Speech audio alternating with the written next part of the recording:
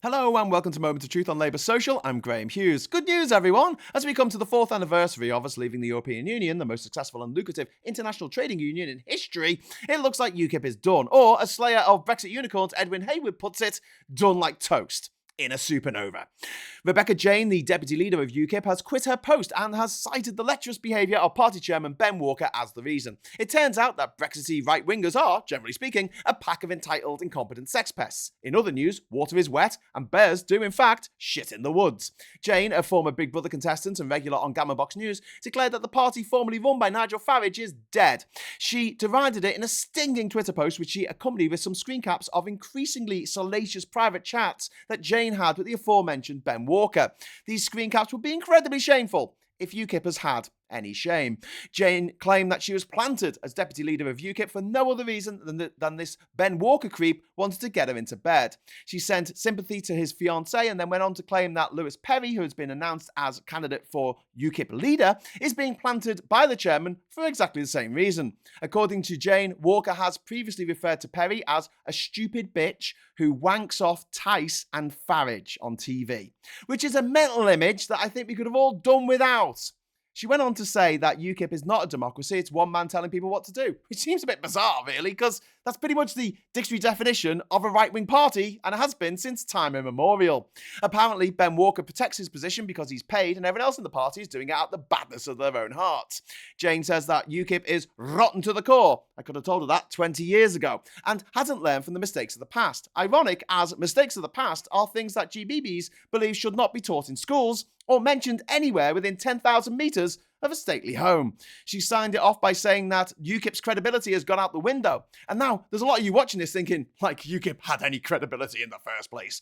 But let's not forget that Nigel Farage, as leader for 10 years, managed to achieve a monumental victory for Putin's fascistic regime by doing more than any other privately educated toff, say possibly Boris Johnson, to convince a large enough chunk of the English population that the biggest threat to their way of life wasn't disease, famine, unemployment, or economic downturn, or climate change, but the fact that the EU wouldn't allow us to dump shit in our rivers or sell deformed bananas in our supermarkets. But since Farage has now flounced off to Reform UK, or ReFuck for short, it looks like UKIP's days are well and truly numbered. So with any luck, we might see the end of UKIP in the next few weeks. Another signpost along the path of slow decline for right-wing populism in the United Kingdom. We tried it, and it was fucking awful. As things stand, Boris Johnson has left Parliament in disgrace. Nigel Farage, the human tapeworm of British politics, has been ritually humiliated by the viewers of I'm a Celebrity, Get Me Out of Here when, despite the best efforts of Gammon Box News, he ended up in 3rd place behind a cold cup of sick and a dingo's left bollock. Lawrence Loser Fox has just lost at the High Court, so we can all officially now call him a racist. And we're all looking forward to the absolute decimation of the Tory party later this year, with them looking like they're going to lose as many as 200 seats in the next election, maybe more. It does seem that this country, at least most people, have seen that populism is all fun and games until the cost of your weekly shop goes through the roof. Your mortgage repayments triple, you can't afford to turn the heat on, and you have to drill your own teeth. Someone pointed out the other day that Keir Starmer isn't very popular, and I was like, good.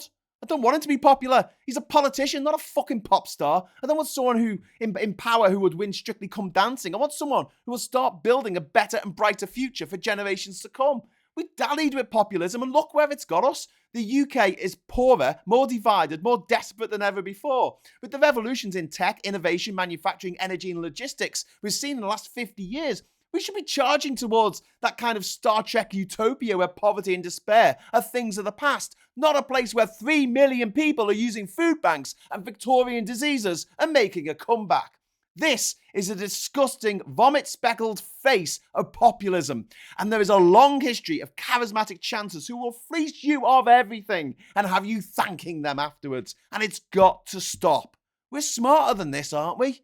Let's make 2024 the year we grow the fuck up and put adults back in charge. That's my take on the situation. Let me know yours in the comments below.